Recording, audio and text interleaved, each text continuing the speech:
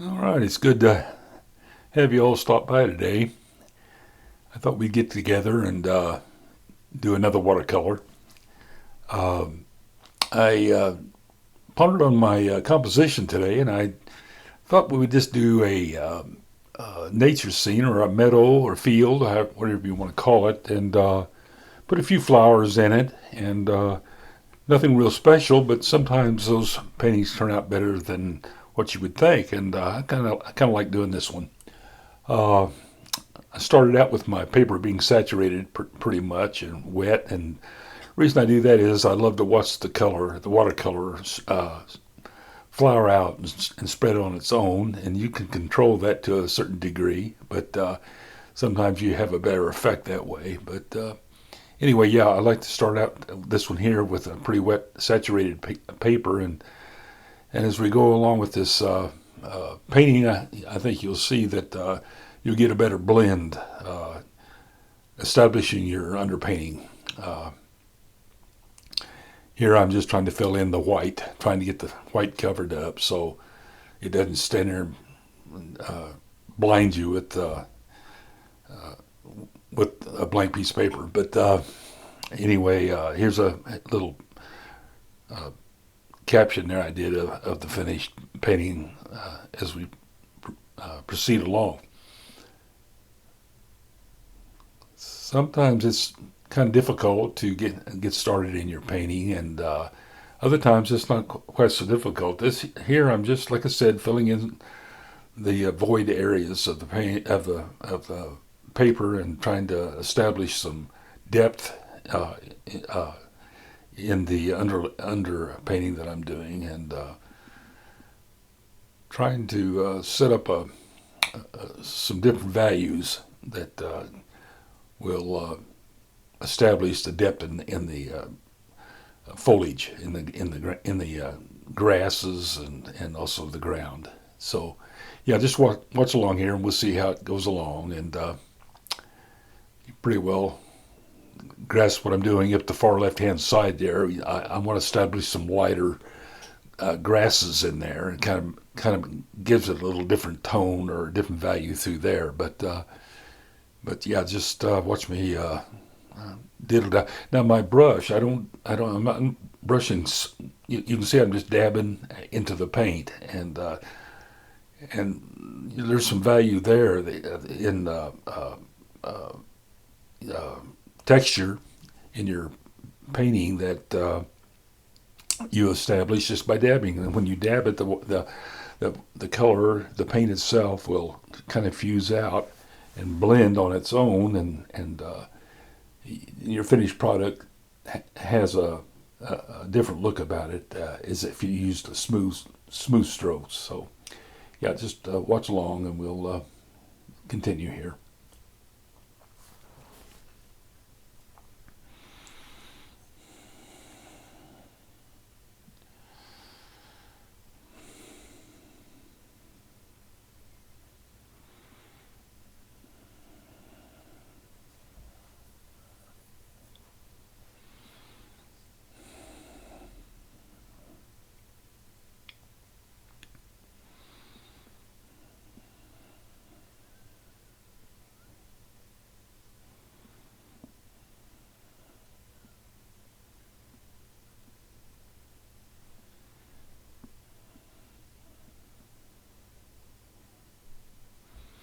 You can see just dabbing in the brush into the wet paint. It does give it texture, and again the value will be lighter. You look at your color saturations, and you think you're getting too dark with your underpainting, but really you're not, because as I've said in the past, as it dries you'll lose the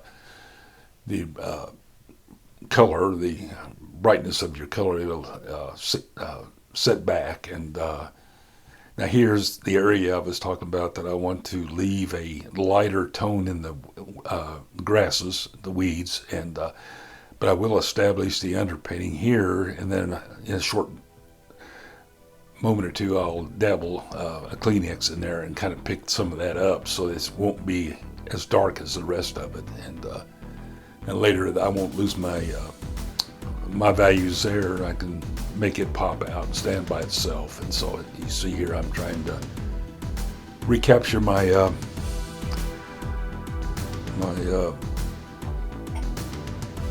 light areas.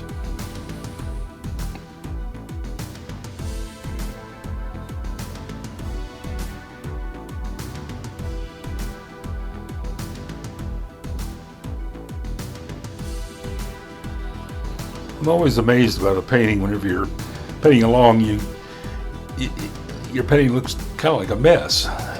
But as you proceed along and you start to detail in the different areas, and then all this scrambling effect that you're doing here will really stand out in the finished product, and it'll make your values, your saturated areas really stand out. And the flowers in the field, I'm going to establish some flowers and have put a little more color in it. But nature itself will provide its own characteristics about your subject that if you just stay out of the way and let nature take its course, it has a pure way of identifying itself. And a lot of times we just don't take time to see those values that nature provides in its painting. Yeah, it's just putting colors together and having a good composition has everything in the world to do with it. So, yep.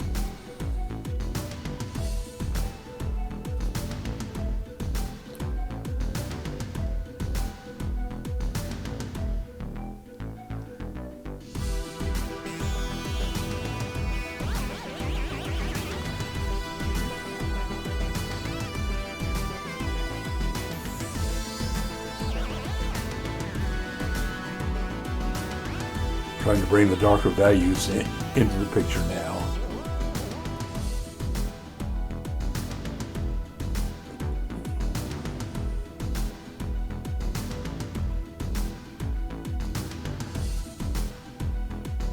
And in any painting, it's really important that you hold your values, the atmospheric portion of your painting, your depth. Here I have some foliage way in the background and it's faded out in the background, but as closer it gets to you, I bring a deeper value in the foliage, and which shows that it's getting closer to you. And as we proceed along here, you'll find out that I'll have to darken this area even more to give it the right atmosphere I'm trying to establish. And whenever you got foliage, or grasses or anything, you want, when you're brush stroke, you want to make sure you don't just pass through, but you want to kind of leave a rough texture where the grasses meet the trees back there.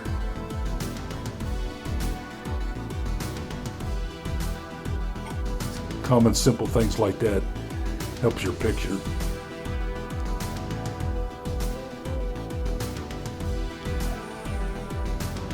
And the further away you get, your color is saturated, less saturation, and you have your lighter tone. So you got to maintain that as you come forward, and it's darker as it gets closer to you, and that gives you the distance.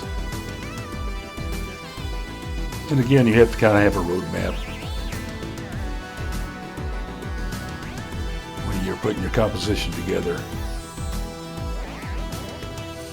The old saying, there's no turning back.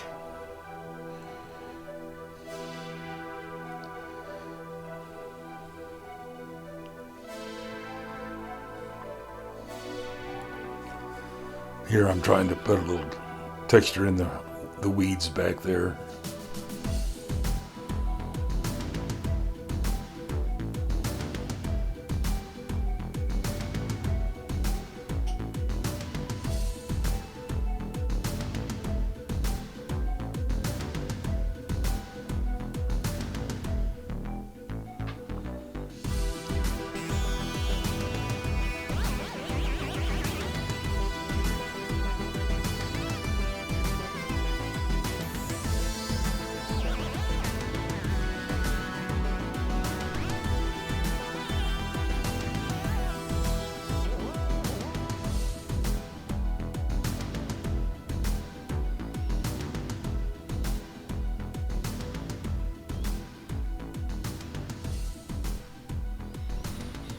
I would say this is probably a painting that I kind of pulled to the early part of the season. It's not late summer, but you still have your flowers blooming in the fields. And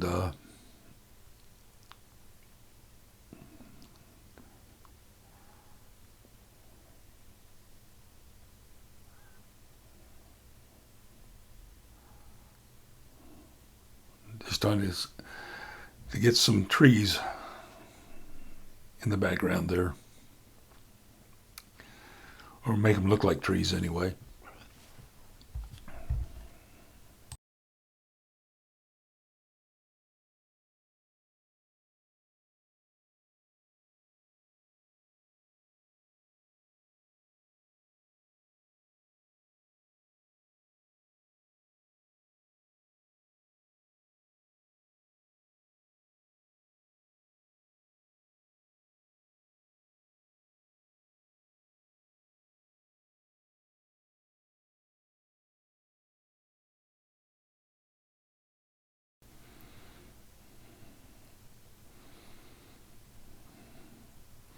As I said in the beginning of this video that I'd done, I didn't realize I had my overhead light on. I had my video lighting on and prepared, but I forgot to turn the overhead light off, and I didn't have some problems with the shadow that is cast in there. But anyway, there's so many things to do whenever you're videoing and painting that you don't sometimes see until it's too late, and then you can't recapture it. But you can see my method of painting, so that's the main thing, and I'll try to apologize for that.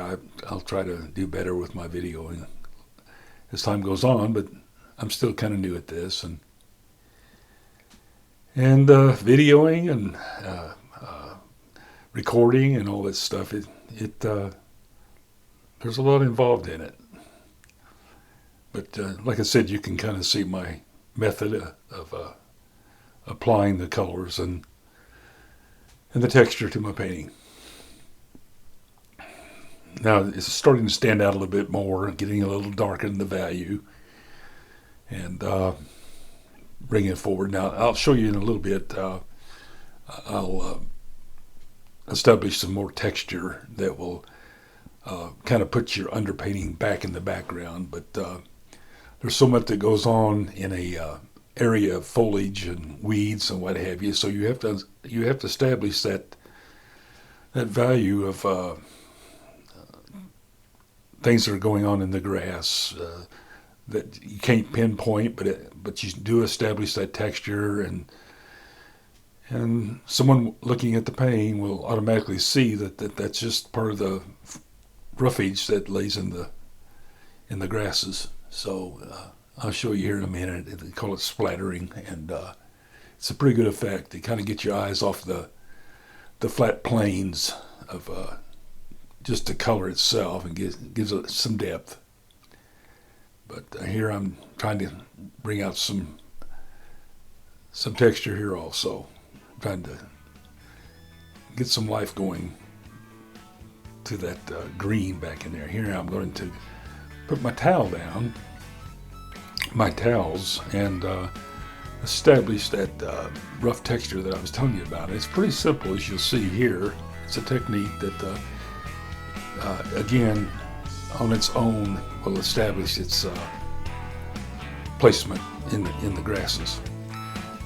I didn't get enough moisture on my brush there, but I'll go back and get a little more liquid in the brush. As you can see here, just adding some splatters. And like I said, it's not something that anybody can do it if you just establish enough time to get your talent or your methods of establishing things. As you can see here, it's getting a little heavier, and I put it on pretty heavy because it's a thick piece of grass here, and it's up close. So you kind of pop in those areas like I'm doing here. And you'll see what I'm talking about once you get further along in the painting.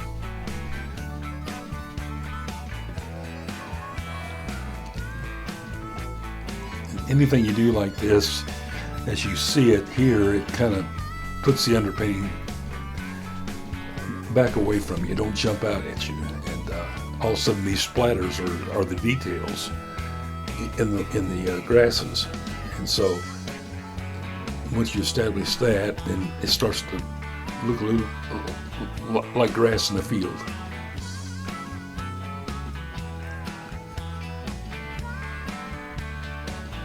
I feel like I still haven't got it heavy enough, so it needs some more. And you kind of got to guess where to stop. Slinging it all over everything. That's why I got the paper towels on there. Otherwise, it'd really be a mess. Now I'm starting to get the texture I want. So I'll lay my brush in on the painting here a little bit and kind of establish the darker places because it is up close to us. And in the end, you'll have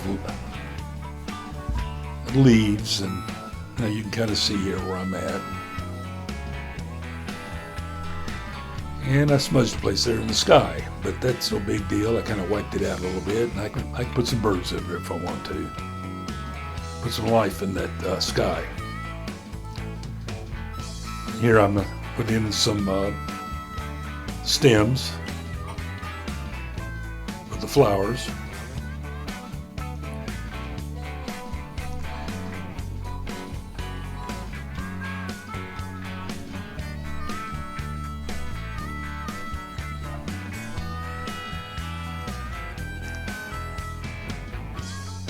It's kind of like when you see one area that stands out, it kind of bothers your eye, and you can blot it out while it's wet, and it'll kind of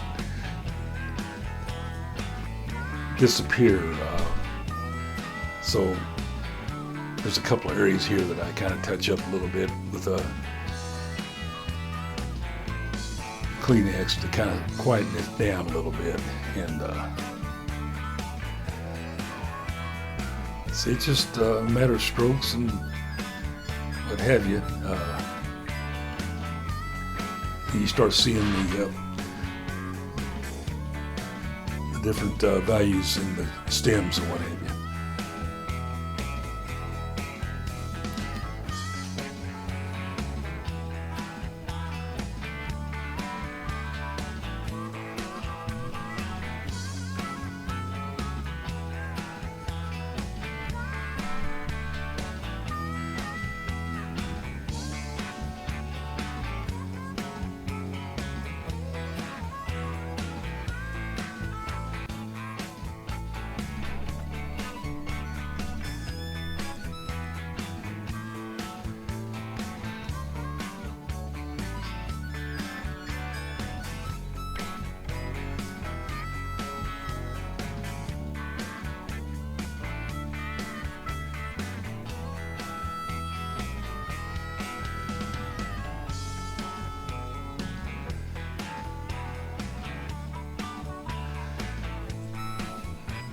One thing I like about watercolor, you bounce around a lot. You don't just stay in one area, because you can absolutely kill your painting if you try to stay in one area too long. And you just kind of bounce around and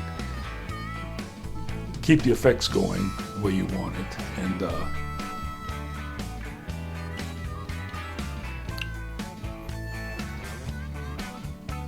the old cliche is you can't get in a big hurry, but I'm going to tell you right now, with watercolor, I think you get a better result if you just move along, and like I say, and control your what I call roadmap. Keep that in control, and then just let it happen. And that freedom that you have will make a better painting for you in many instances, as long as you pay attention to the necessary areas that you're trying to hold.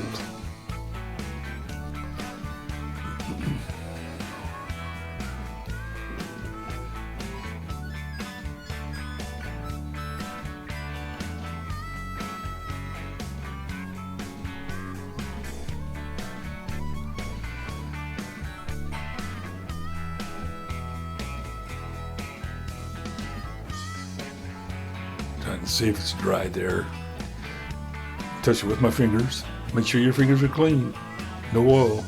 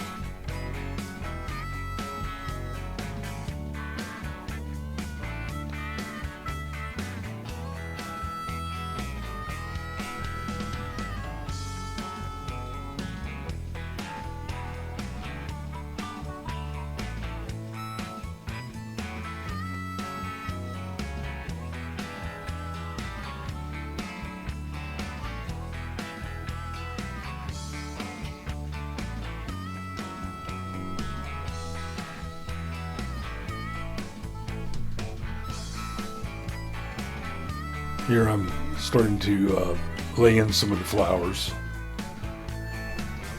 Trying to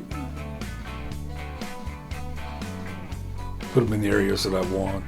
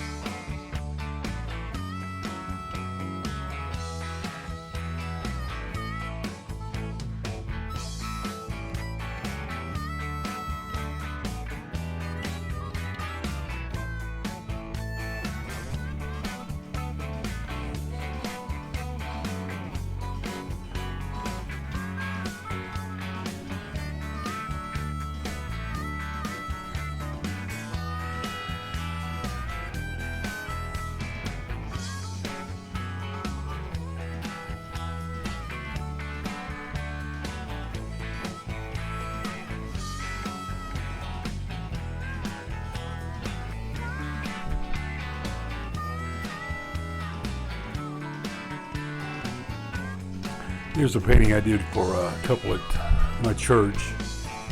She's an American native, and they were moving back to Oklahoma, and I had promised them a picture a long time ago, and finally got around to doing it, which was to their surprise. But before she left, I presented it to her, and you just see her eyes light up when she's seen it. And there's a lot of enjoyment making people happy with your work. And I figured she would enjoy that mountain scene with the natives, the braves coming up on a scarf of a cavalry soldier that was laying in the water. And I gave it to her. It was a gift. Here I'm trying to lay in some texture in the lighter areas of the grasses, and I'm trying to maintain that value to kind of split up the value there between the different shades of grass.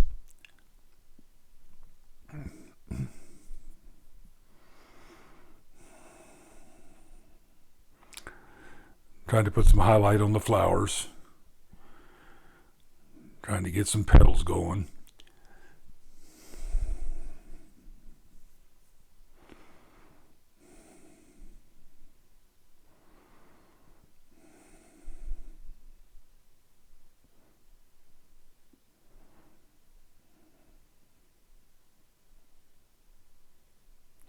When you get to this portion of your painting, start laying in your detail, to me it's a rewarding time for your efforts as you've done all the preparation for your detail.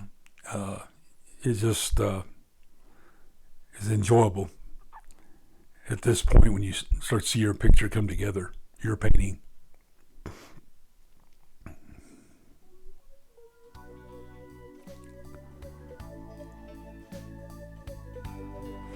And like I said, this is nothing really outstanding other than just a field, but which holds its own beauty for itself. And I kind of called it Meadow Magic, the magic of nature and how everything kind of relates to itself.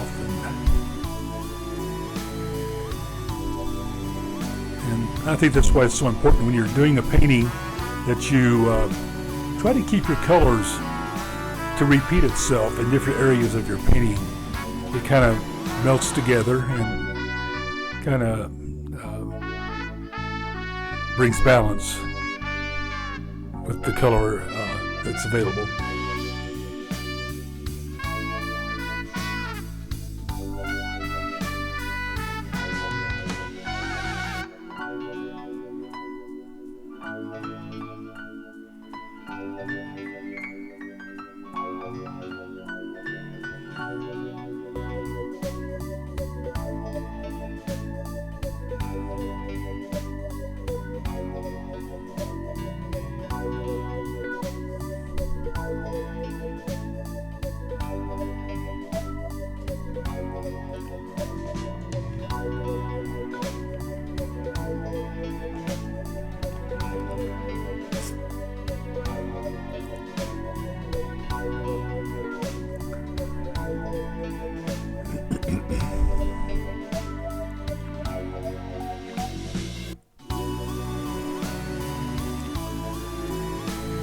As the painting progresses along, I will establish some trees in the background and make them stand out a little closer towards the front of the painting.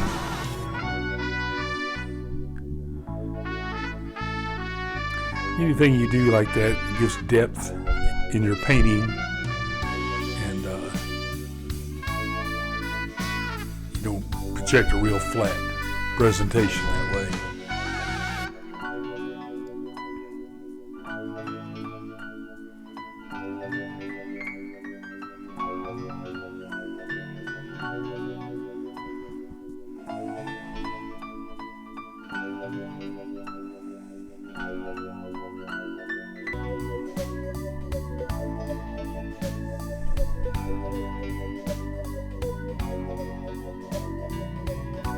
I hope you're all enjoying this. I'm enjoying it. Like I said, I've pushed a paintbrush all my life, and again, I'm self-taught. It's from practical experience, painting, and for my effort, I like to just share it with different people. And that's what I'm doing here on my YouTube channel. Just trying to do something with what I've done all my life. I've made my living at it at different times, period of my life, and struggled with that part because in many cases it doesn't pay a whole lot when you're working for somebody else. But I've always had the love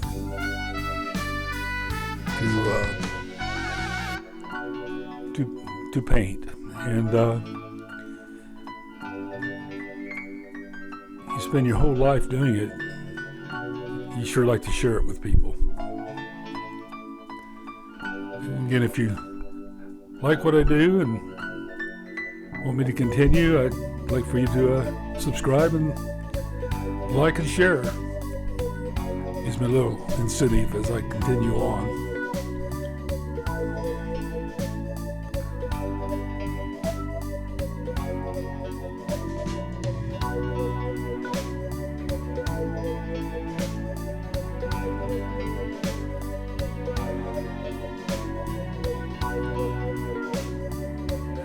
You can kind of get by with the splatches and the spots and what have you, but you do need to, in the foreground, you need to put in some petals so people can identify.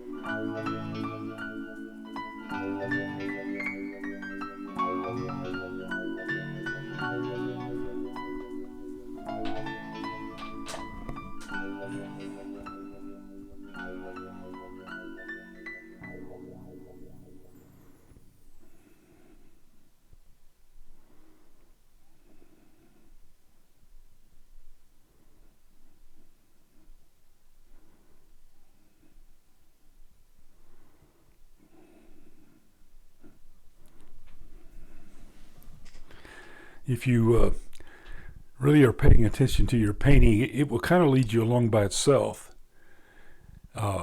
in the areas that you need to bounce around to, and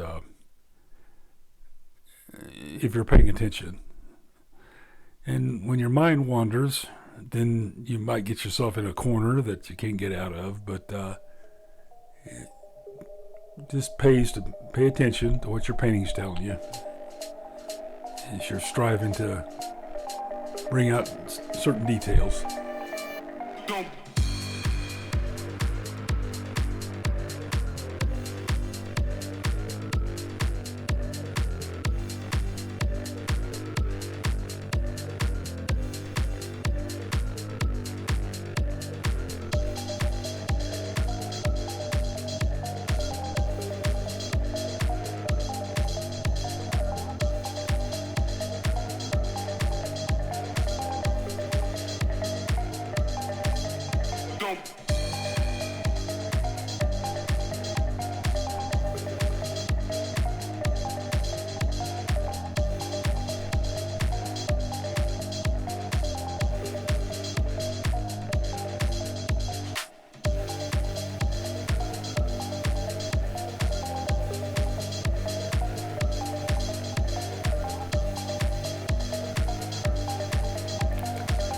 We have a lot of cedars here in Missouri, not too many pine trees. One time, what I understand, Missouri was noted for their pine trees, but throughout the ages, in the settlement of our country, I guess the pines were cut down and used for many, many things, and so what pine trees we have now is mostly the ones that different ones have planted and put out, but we have an abundance of cedar trees. And I like the looks of them, but they don't serve a really very good purpose for our ground or land or anything else. It chokes all the other important vegetation and hardwoods out.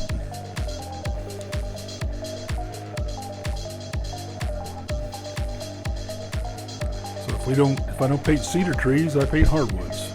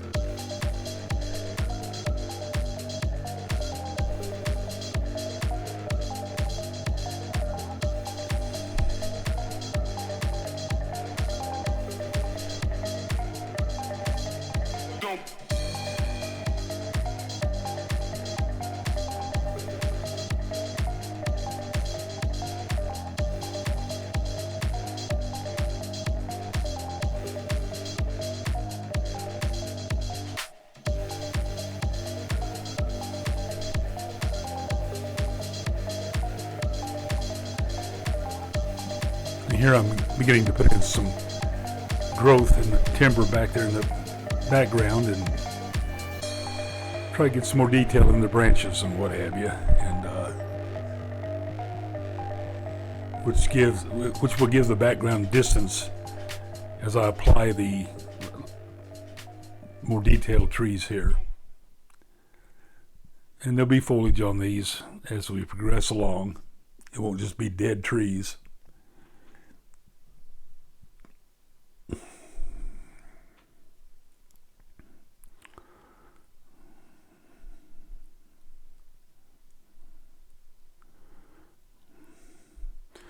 It's pretty critical in your painting, in your composition, how you establish the different things of interest.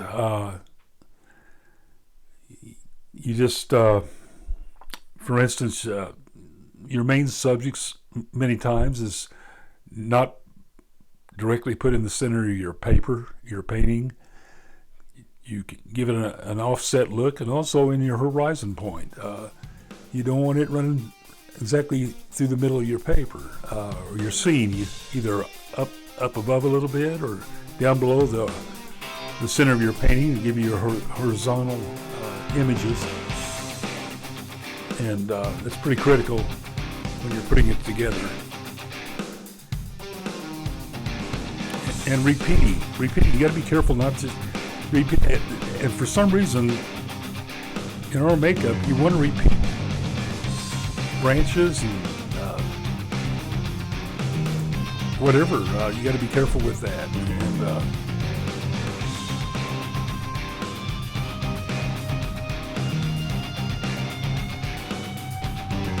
And see, as you're seeing here, I'm bringing the branches up into the skyline, which is kind of breaking that up a little bit, so it's not just sky, but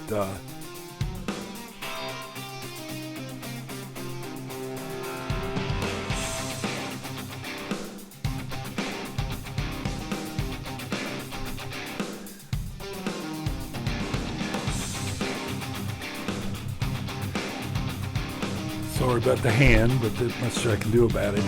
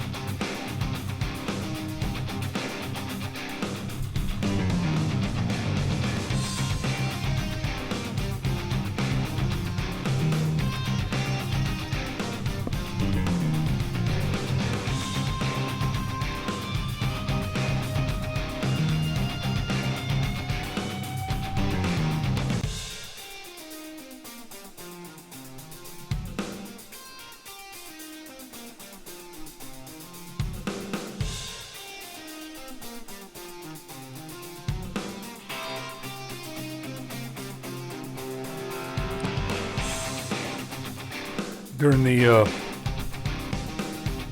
Vietnam War.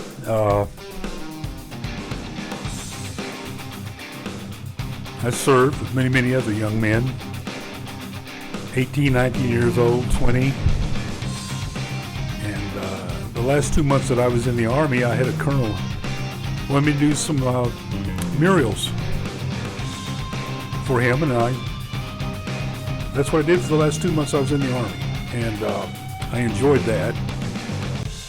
He begged me to re-enlist, and he put me in the art department, but during war, I just didn't trust doing that. And might have been a big mistake in my life, I don't know. But I did enjoy that last 2 months, though, as I fulfilled my duties for our country.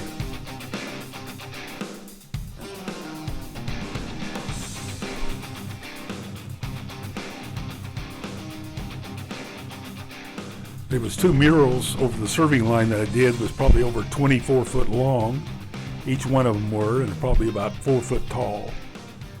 And I filled both those gaps with wildlife and scenery, landscapes, and many other pictures I did also, other than that one area there. But he seemed to enjoy it, and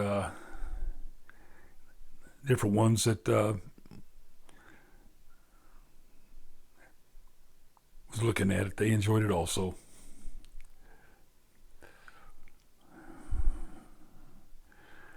Trying to put a little more color other than the white in there. I don't think I made the pink strong enough, but it adds a little.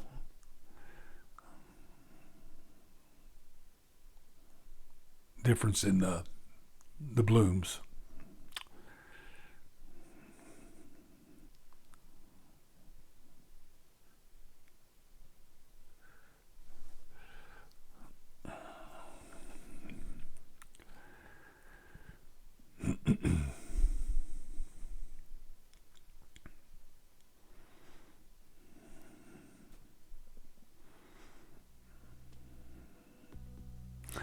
I like the lighter patch of grass over on the left-hand side there by midways. I like the way that looks. Gives you a little more contrast between the greens and the yellows. And here I'm applying some foliage to those trees sticking up there.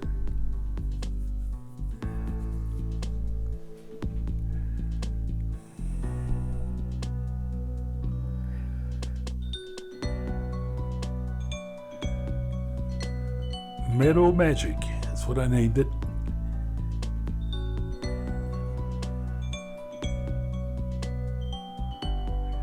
It kind of, I think, fits it.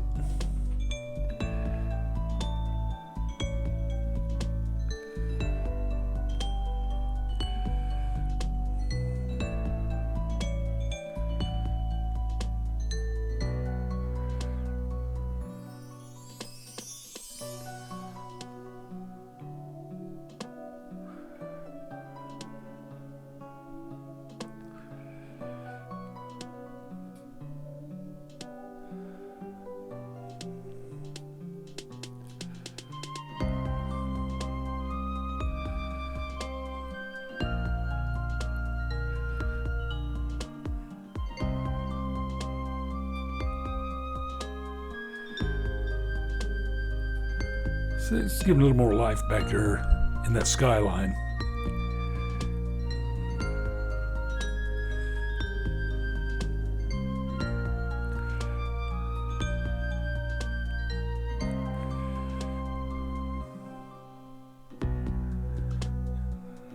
Wanted to take a little bit of the sharpness out of that tree, and I used a Kleenex to kind of daub it a little bit to calm it down so it doesn't stand out too brightly.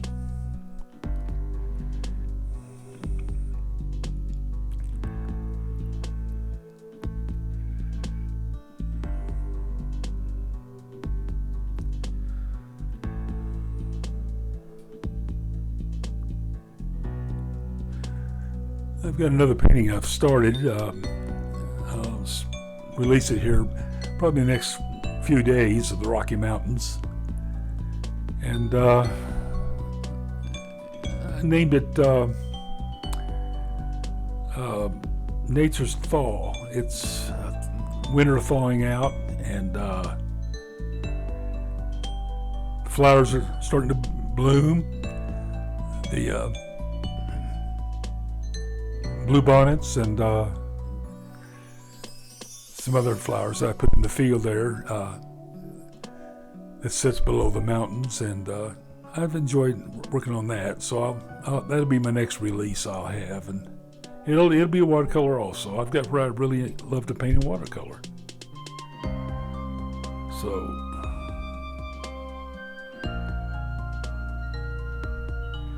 like I said, the more you paint, the more you become relaxed when you're doing it, and then a lot of good things happen when you just let loose and let it happen. You restrict yourself, and then your painting will show. It won't be loose. It won't look like it's flowing. It looks like it's controlled and hard lines. You don't want hard lines other where it's necessary to have them, but you definitely don't want any hard lines in your skies. But there is areas that you do.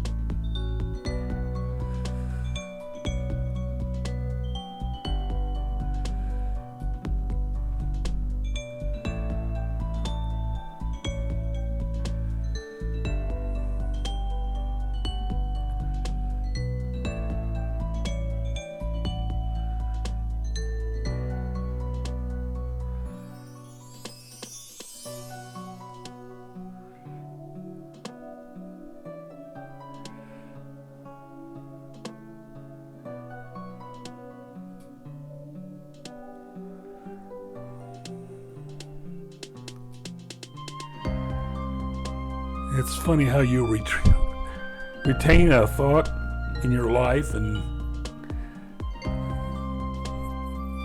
those thoughts come back to you from time to time. And in my paintings, it's almost like reliving a different time in my life as a young boy or a young man.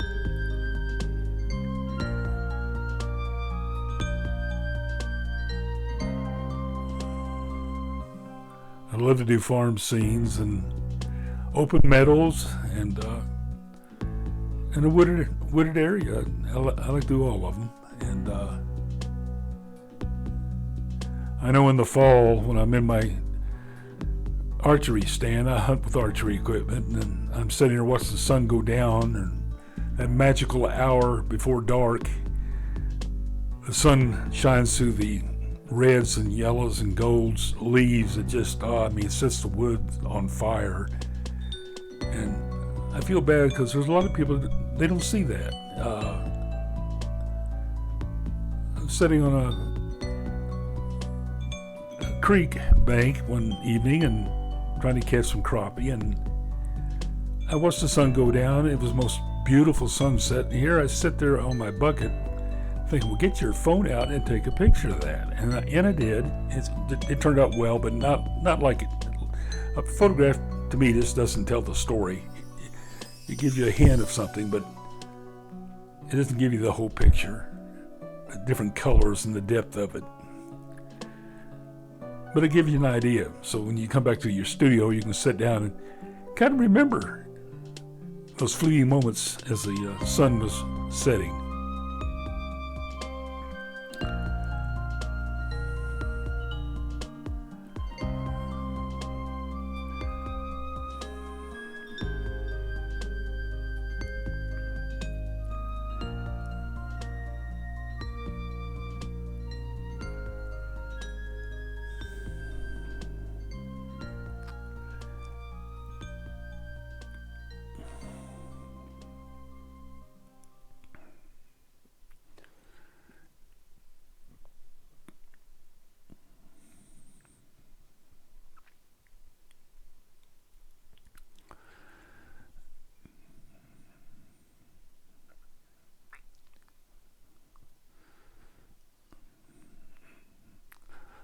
starting to finish up with the detail here, and I'm getting to a portion that I'm about ready to shut it down.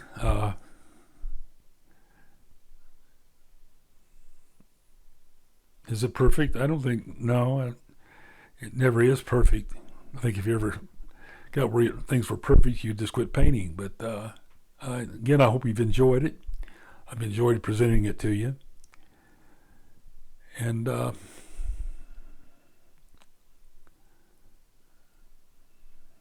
as we finish up here, I think I'll just tell you that I hope things are going well in your life, and just treat your brother with love in hopes that they may return it back towards you. And I'll look forward to seeing you in my next, or being with you in my next painting. I wish I could see you, but just to be with you all in another painting and another presentation. So, love your neighbor. Watch out for yourselves. Happy painting. See you later. Bye-bye.